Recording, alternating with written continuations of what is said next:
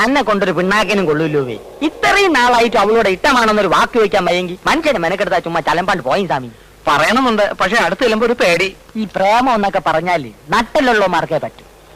ശങ്കര, ഒന്ന് സഹായിക്കണം. ഇനി എന്തൊരു സഹായിക്കാൻ? ഇതിനൊക്കെ നല്ലത് ഞാൻ അവളെ പ്രേമിക്കുകയാണ്. രഹസ്യം പീസ്. അയ്യോ ശങ്കര, ശങ്കര സ്വാമി, ആ ലൈറ്റ് കണ്ട? അത് വിൽക്കാനൊക്കെ അല്ലേ ശങ്കര? വിൽക്കാനല്ലേ വേ, അത് ഞാൻ പറയണേള്.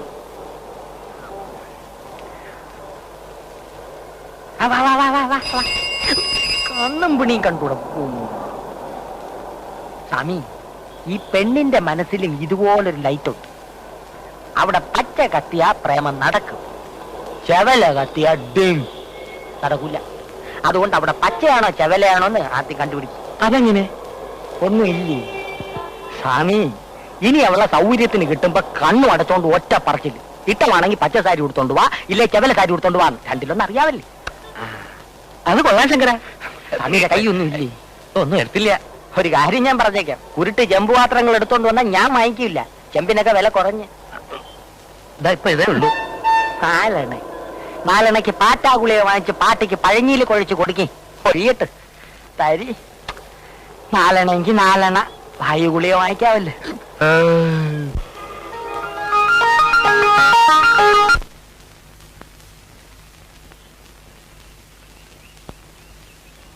മേക്കാട്ടെ രോഹിണിയുടെ കല്യാണത്തിന് എന്തെങ്കിലും കൊടുക്കണ്ടേ മോളെ? നീ എന്തെങ്കിലും മേടിച്ചോ? അമ്മയ്ക്ക് എവിടുന്നേ കാശ്? അപ്പുറത്തെ രാമചന്ദ്രന്റെ അടുത്ത് വാങ്ങിച്ചതാ. ഞാൻ വരുമ്പോ വാങ്ങിച്ചോണ്ടിരാ. നിന്റെ പ്രായത്തിലുള്ള ഓരോരോ പെൺകുട്ടികളെ കല്യാണം കഴിഞ്ഞ് പോകുമ്പോ അമ്മയുടെ വയറ്റിലെ തീയ. അമ്മയ്ക്ക് എപ്പോഴും ഇങ്ങനെ ഓരോന്ന് എണ്ണിപ്പറക്കിരുന്ന് വിഷമിക്കാനേ നേരമുള്ളൂ. എന്റെ വിഷമം എനിക്കല്ലേ അറിയൂ. മേക്കാട്ടെ രോഹിണി നീയും ഒരേ പ്രായ, ഒരുമിച്ച് കളിച്ചു വളർന്നു വരും. അവളുടെ കല്യാണമായി. നിന്റെ കാര്യം ഞാൻ നേരത്തെ വരാം. പിന്നെ മുഹൂർത്തം 6 മണിക്ക് ഒരുങ്ങിയിരുന്നോളൂ കേട്ടോ.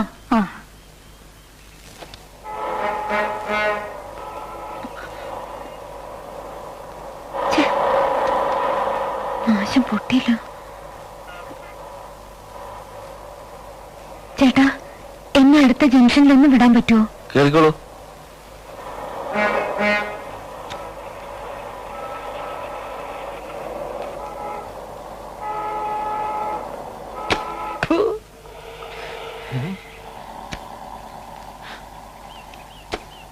വരട്ടെ.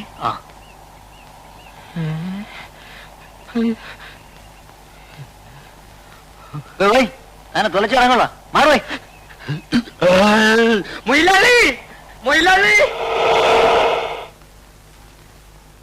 പുണ്യം കിട്ടാനല്ല ജോലി ചെയ്യുന്നത്. ബാലെ പൊളിഞ്ഞത് ഞാൻ കാരണമാണോ?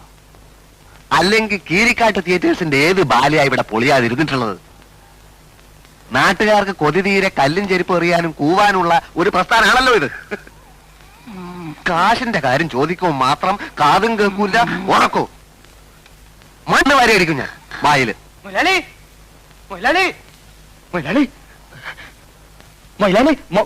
ഉറങ്ങുക. കാശിനല്ല, ഒരു സന്തോഷ വാർത്ത. അണ്ണൻ വിളിക്കിറങ്ങി. എന്താണോ? അണ്ണൻ വെളിവിട്ടിറങ്ങി വരി. നീ പന്ത്രണ്ട് പെരിച്ചാലി പോലും നിമിരിക്കാണ്ട് കാര്യം പറ. പിന്നെ പറഞ്ഞു. അന്ന് ഞാൻ പറഞ്ഞില്ല എനിക്ക് 500 രൂപ എന്ന സുരേഷ് മേനു സാർ അങ്ങരുടെ കാറില് രോഹിണി, നമ്മുടെ രോഹിണി. അല്ല, രോഹിണി കൊണ്ട് തല വെച്ചോ കാറിന്റെ? അല്ലല്ല, ആ കാറിലാണ് രോഹിണി ഇപ്പൊ വന്ന് ഇറങ്ങിയത്. മുടിപ്പര അമ്മയ്ക്കാണ് സത്യം. എന്റെ കാശ് ഇപ്പൊ തരും. വരി അണ്ണ, വീടല്ലേ വെക്കം വരി.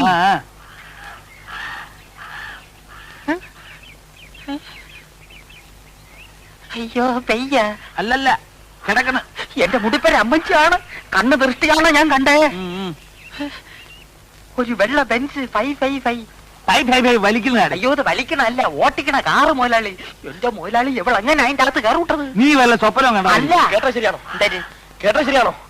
ഇവിടെ കാറുകൾ ഇറങ്ങിയെങ്കില് ഇപ്പൊ ഷുവറായില്ലേ? ഓള് പോക്കാണെന്ന് നമ്മൾ ആദ്യം പറയുമ്പോ ആരും വിശ്വസിച്ചില്ല. ഇതിന്റെ സത്യാവസ്ഥ ഒന്ന് അറിയണോ? എന്തൊരു സത്യാവസ്ഥ? പെണ്ണ് കയറി കൊളുത്തി. പ്രേമം ഇത് അഡ്ജസ്റ്റ്മെന്റ്. കിട്ടാത്ത മുന്തിരിങ്ങ പുള്ളിക്കും. എന്നാലും പെണ്ണ് പുളിങ്കൊമ്പി തന്നെ കയറി പിടിച്ചൂട്ടല്ലേ. ഇപ്പൊ ഇവിടെ ഒരു കാറ് വന്നത് പോയോ?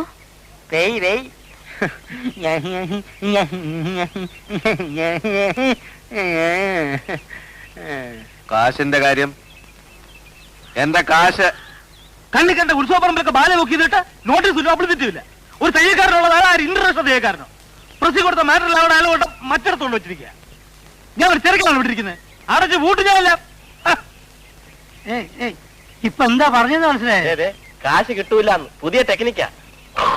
ഉറക്കമില്ലേ അതിന്റെ രണ്ടാം ഭാഗം. ഈശ്വര, രോഹിണിക്കിന് എങ്ങനെ ഒരു പ്രസന്റ് വാങ്ങിക്കൊടുക്കുക? ഈശ്വര, രോഹിണിക്കിന് എങ്ങനെ ഒരു പ്രസന്റ് വാങ്ങിക്കൊടുക്കുക?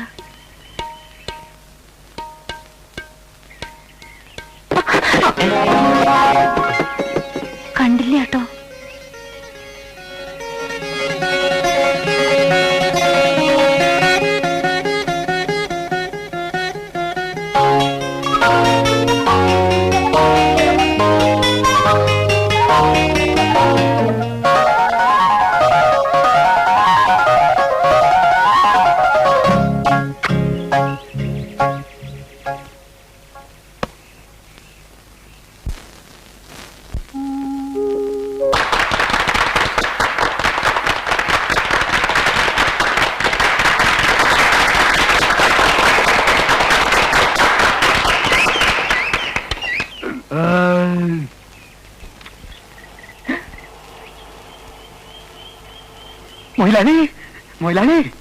പ്രോഗ്രാം ബുക്കിംഗ് തോന്നുന്നു. കരുതാക്കോടൊന്നും പറയാനോ? അല്ല, ഇത് അതല്ല. പിന്നെ ഇതാണ് ഞാൻ പറഞ്ഞ കാറ്. ഏത് കാറ്? സുരേഷ് മേനോൻ സാറിന്റെ കാറ്. വരി, ഇരുന്ന് നിരങ്ങാതെ വരി.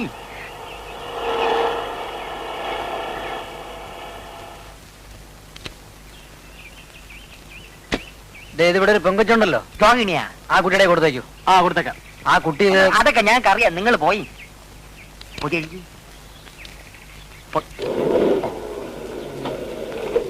അണ്ണാ, ഈ ചങ്കരയൊന്നും ചുമ്മാ പറയില്ലെന്ന് ഇപ്പോഴെങ്കിലും മനസ്സിലായല്ലേ? ആ സുരേഷ് മേനോ അവർക്ക് സമ്മാനങ്ങൾ വരെ കൊടുത്തയക്കാൻ തുടങ്ങിയിരിക്കുകയാണ്. Rohini with love. ഇതിനകത്ത് എന്തരെ നോക്കിയാനി? ഇതിനകത്ത് എന്തരെന്ന് നോക്കിയാനി? എന്തിനാവട്ടെ? അവളോട് ഓഫീസ് റൂമിലേക്ക് വരാൻ പറയൂ. വരണുണ്ട്. ആ,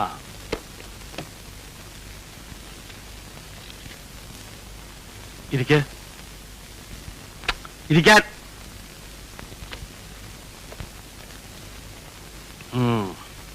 രോഹിണിക്ക് ഒരു സമ്മാനം തരാൻ വേണ്ടിയാണ് ഞാൻ വിളിച്ചത്. എന്തേ? ഇത് തന്നെ. ഇതെങ്ങനെ ഇവിടെ വന്നു? ഓ, അപ്പൊ ഇത് ഞാൻ വാങ്ങിച്ചു തന്ന അല്ലാന്ന് കണ്ടപ്പോ തന്നെ മനസ്സിലായില്ലേ? എന്നാൽ എന്റെ വക ഒരു സമ്മാനം കൂടിയുണ്ട്. ഇന്നു മുതൽ രോഹിണിയാണ് എന്റെ ബാലയിലെ നായിക. തന്നെ? എന്താ വിശ്വാസമാകുന്നില്ലേ? ഞാൻ പുതിയ ബാലയെ തുറക്കുന്നു. സത്യവാൻ സാവിത്രി. സാവിത്രിയാണ് രോഹിണി. സത്യവാൻ ആരാണെന്ന് പ്രത്യേകിച്ച് പറയേണ്ട കാര്യമില്ലല്ലോ. ആ, ഇത് ഒരു ചെറിയ അഡ്വാൻസ്. വാങ്ങിച്ചോളൂ. പിന്നെ രോഹിണിക്ക് ഒരുപാട് ബുദ്ധിമുട്ടുകൾ ഉണ്ടെന്നറിയാം. എന്തെങ്കിലും കൂടുതൽ ആവശ്യങ്ങൾ ഉണ്ടെങ്കിൽ പറയാൻ പഠിക്കരുത്. ഇപ്പൊ അങ്ങനെ വലിയ ബുദ്ധിമുട്ടൊന്നുമില്ല. അറിയാം. അഥവാ ഉണ്ടെങ്കിൽ തന്നെ സഹായിക്കാനൊരു വലിയ ശക്തി തന്നെ പുറകിലുണ്ടല്ലോ. എപ്പോഴപ്പെടോടാ കല്യാണം? കല്യാണോ? തന്നെ വിവരക്കേട് തന്റെ കൂടപ്പറപ്പ. കല്യാണമൊക്കെ നമ്മളെ അറിയിക്കേണ്ട നടത്തുവോ? അല്ലേ രോഹിണി?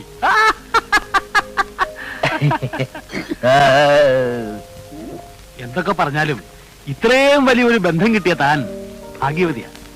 മനസ്സിലായില്ല. എല്ലാം ഞങ്ങൾക്ക് മനസ്സിലായി.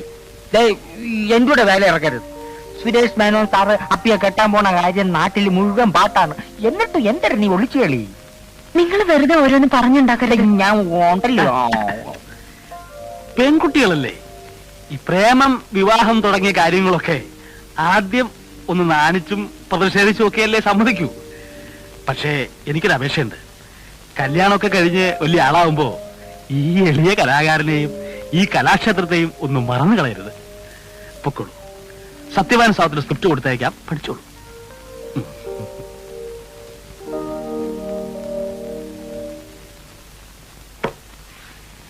എങ്ങനെയുണ്ട് എന്റെ ട്രീറ്റ്മെന്റ്? അയ്യോ, മൊയിലാളി ആര്? കള്ളനല്ലേ, പെരുങ്കള്ളനല്ലേ. ഇനി ഒരു മയത്തില് ഇവളെ ഞാൻ കയ്യിലെടുക്കും. ഇവള് വഴി സുരേഷ് മേനോനെ ഞാൻ കയ്യിലെടുക്കും. എന്നിട്ട് സുരേഷ് മേനോന്റെ കാശ് കൊണ്ട് ഒരു നല്ല ട്രൂപ്പ് ഒപ്പിച്ച് കയ്യിലെടുക്കും. എന്നിട്ട് ഇവന്മാരെയൊക്കെ ഉണ്ടല്ലോ, ഇവരെയൊക്കെ ഞാൻ ഈ കൈവെള്ളയിലിട്ട് അമ്മാനെ പാടും.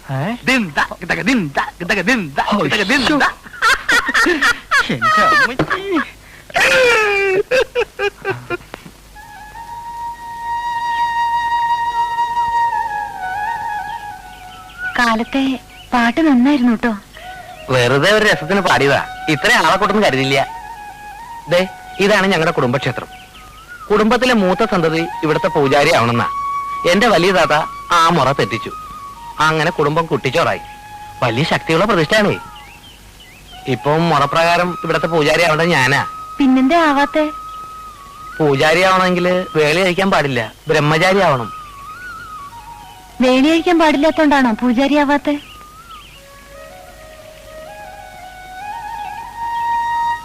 അതെ. സുബ്രഹ്മണ്യ ആരെയാ കല്യാണം കഴിക്കണേ? അത് എനിക്ക് ഒരു പെൺകുട്ടിയെ ഇഷ്ടാണ്. ആരെ? ആണുങ്ങൾക്ക് നാണം ഉണ്ടാവാൻ പാടില്ലെന്നാ പറയുന്നത്. പക്ഷെ ഈ കുട്ടിയെ കുറിച്ച് പറയുമ്പോ എനിക്കൊരു അല്പ നാണുണ്ട്. പ്രത്യേകിച്ചും ആ കുട്ടി എന്റെ കൂടെ ഉണ്ടാവുമ്പം. ആരായി കുട്ടി? ആരൊന്നും ഞാൻ പറയണില്ല. പക്ഷെ ഇപ്പോ എനിക്കിത്തിരി നാണാവണുണ്ട്.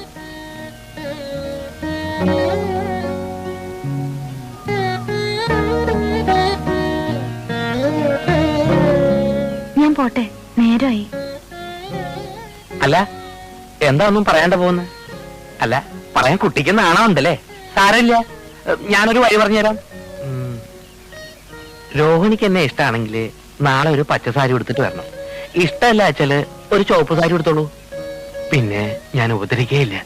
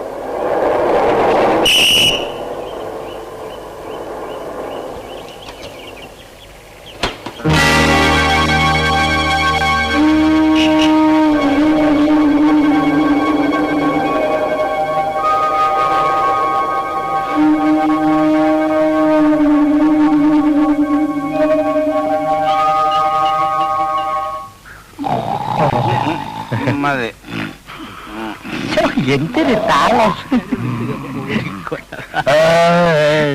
മുടിഞ്ഞ വായി ഇല്ല ഉറങ്ങ ഉള്ളത്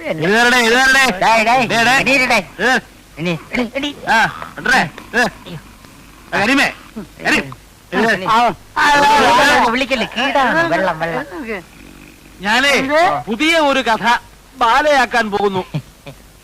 അടുത്ത 8-ാം തീയതിയുള്ള പ്രോഗ്രാമോ? 8-ാം തീയതി രാമായണം കളിക്കും. അത് കഴിഞ്ഞാൽ കഥ മാറ്റും. പുതിയ കഥ സത്യവാൻ സാവിത്രി. ഇതുവരെ കിട്ടിയൊന്നും പോരായിരിക്കും. നായിക ആരാണെന്നറിയോ? കിഴവിയായിരിക്കാം, ചക്കുകുറ്റി.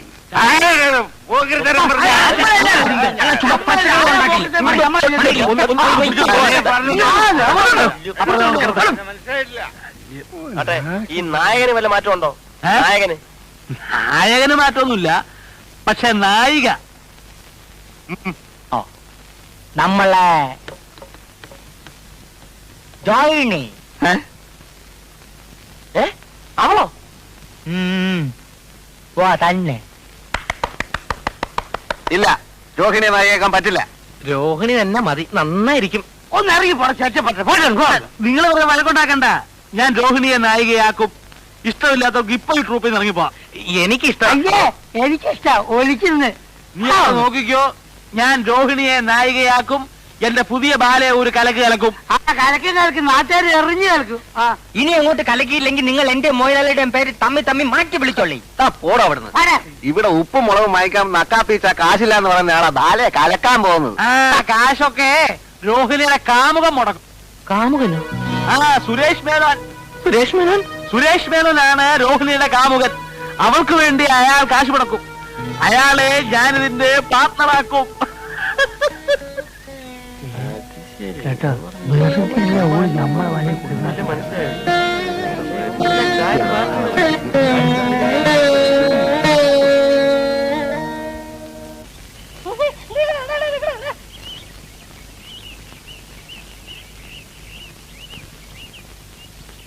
ഞാൻ രോഹിണിയെ കാത്തു നിൽക്കായിരുന്നു. എന്തേ? ഒരു കാര്യം ചോദിച്ചാ സത്യം പറയണം. ഞാൻ ഈ കേൾക്കണൊക്കെ ശരിയാണോ? എന്തേ കേട്ടത്? അത് രോഹിണിയും സുരേഷ് മേനോനും തമ്മിൽ. സുബ്രഹ്മണ്യം അത് വിശ്വസിച്ചോ? പിന്നെ ആ കോന്തം ചിലപ്പം പറയണത്. ആൾക്കാർക്ക് എന്തേ പറഞ്ഞൂടാത്തെ? ഞാൻ എന്താ ചെയ്യാ? ഓരോരുത്തരുടെ വായ മൂടിക്കെട്ടാനാവോ? എന്തു പറഞ്ഞാലും ശരി, എനിക്കൊരു കാര്യം അറിയണം. രോഹിണിക്ക് എന്നെ ഇഷ്ടമാണോ അല്ലയോ എന്ന് തീർത്തു പറയണം.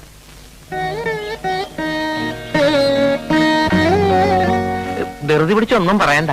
ശരിക്ക് നല്ലോണം ആലോചിച്ച് ഇഷ്ടമാണെന്ന് പറഞ്ഞാ മതി. പിന്നെ പച്ച സാരിയോ ചുവപ്പ് സാരിയോ എടുത്തോണ്ട് വരാൻ പറഞ്ഞപ്പോ എന്നെ പറ്റിച്ച മാതിരി പറ്റിക്കരുത്. ഇഷ്ടമല്ലെങ്കിൽ പറഞ്ഞോളൂ, വിരോധമില്ല.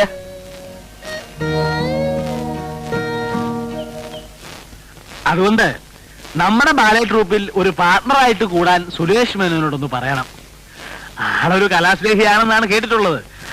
അല്ലെങ്കിൽ പിന്നിപ്പോ ഞാനും മാഷി പറയുന്ന ആളും തമ്മിൽ ഒന്നും പറയണ്ട. അയാളെ പാർട്ണറാക്കുന്ന കാര്യം രോഹിണി ഏറ്റിരിക്കുകയാണെന്നാണ് ഞാൻ എല്ലാവരോടും മന്ദായം വെച്ചിരിക്കുന്നത്. തോറ്റാ ഞാൻ തൂവിച്ചാണ്ടി വരും. അത് മറന്നു. ശമ്പള കുടിശ്ശിക ഇപ്പോഴാ കണക്ക് നോക്കാൻ പറ്റിയത്.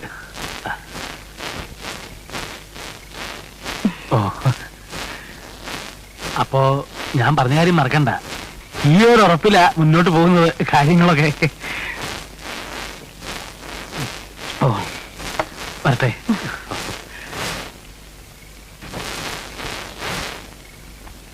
ആ പിന്നെ കുട്ടി, കാശിന് ഇനി അത്യാവശ്യം വല്ലതുകൊണ്ട് ചോദിക്കാൻ മടിക്കണ്ട. വരട്ടെ അമ്മേ. ശരി മോളെ, നീയല്ലേ പറഞ്ഞ ഇങ്ങനെ കാശ് തരില്ലാന്ന്? എന്നിട്ട് എന്ത് നല്ല സ്വഭാവ. അതെ അതെ, ഇപ്പൊ എന്തോ ഒരു അത്ഭുതം സംഭവിച്ചിട്ടുണ്ടാവും. അതാ ഇങ്ങനെയൊക്കെ. എന്ത് വേണമെങ്കിലും ആയിക്കോട്ടെ, ഏതായാലും കിട്ടാനുള്ള കാശല്ലേ. അമ്മേ, ഞാൻ പറയാറില്ലേ ഒരു ശിവസുബ്രഹ്മണ്യത്തെ പറ്റി? വലിയൊരു വീടുണ്ട്. അതിന് ഒരേ ഒരു അവകാശിയും. കാശ് കണ്ടിട്ടല്ല, ആളെ കണ്ട അമ്മയ്ക്കും ഇഷ്ടാവും. മോളുടെ ഇഷ്ടമല്ലാണ്ട് അമ്മയ്ക്ക് വേറെ എന്ത് ഇഷ്ടമുള്ളത്? എന്നാലും പെൺവീട്ടുകാർ അങ്ങോട്ട് ഒന്ന് കാണുന്നതല്ലല്ലോ നാട്ടു നടപ്പ്. വെറുതെ വീടൊക്കെ ഒന്ന് കാണാനും ആളെ പരിചയപ്പെടാനും മാത്രം. ഒന്ന് അത്രടം പോവാം.